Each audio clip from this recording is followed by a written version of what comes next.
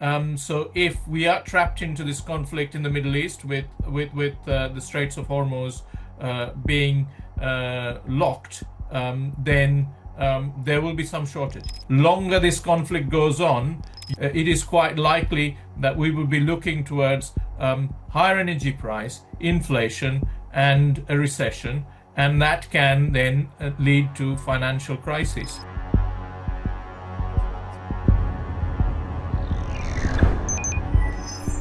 Well, in the short term, there's significant risk of inflation.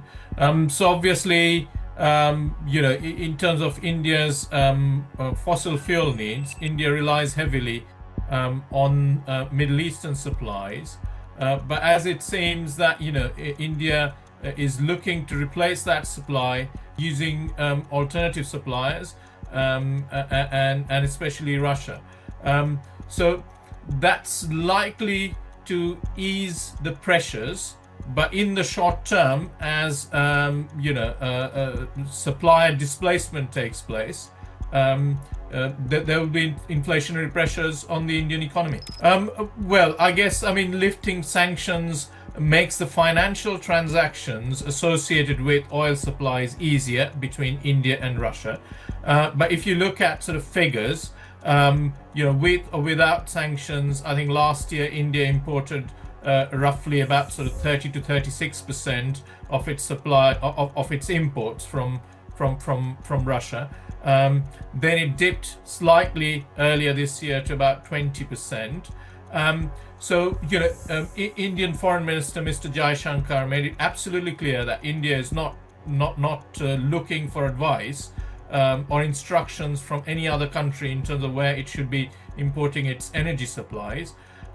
So yes, sanctions makes it or lifting of sanctions makes it easier for India to kind of transact with their Russian suppliers.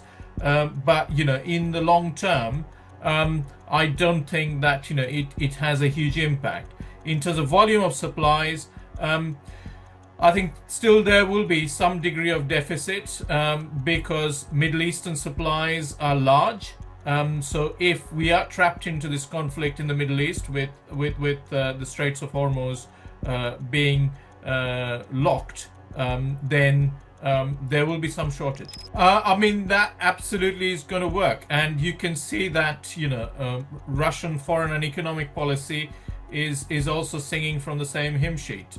If I'm not mistaken, about 3 days ago, Russian president commented to the media saying that Russia will be diverting, completely stopping its supplies of energy and energy-related products to the EU, what he described as unfriendly countries, towards the east. And his argument was that the EU and the unfriendly countries are looking to cut themselves off from Russian energy supplies by 2027 anyway.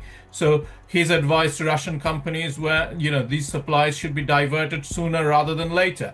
Now, the point is that, for Asian countries, they will not be able to meet their demand only through Russian supplies, and there will be a disruptive effect. Longer this conflict goes on, Europe will feel the pain, and obviously, given the high level of debt and macroeconomic challenges, it is quite likely that we will be looking towards higher energy price, inflation, and a recession, and that can then lead to financial crises.